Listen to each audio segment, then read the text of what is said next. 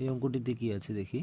তুমি আজকে গতকালের চেয়ে 6টি অঙ্ক বেশি করেছো। তুমি গতকাল 12টি অঙ্ক করেছিলে। এখন তুমি দুদিনে মোট কটি অঙ্ক করেছো?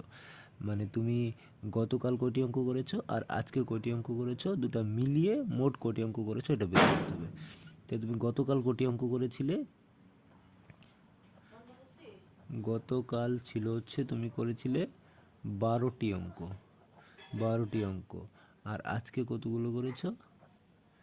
আজকে করেছো হচ্ছে, গতকাল ছিল 12টি আর তার চেয়ে আজকে আরও 6টি বেশি করলে, মানে আরও 6টি যোগ করতে লাগবে। এতটি অঙ্ক তুমি করলে হচ্ছে আজকে।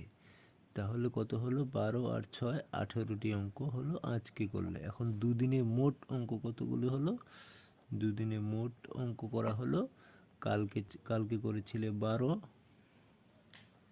আর আজকে করেছো 18। এই দুটোকে যোগ করতে হবে, তাহলে মোট অঙ্কটা বের হয়ে যাবে।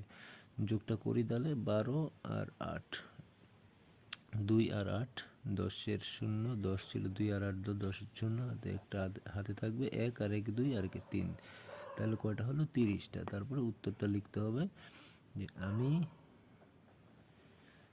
দুদিনে মোট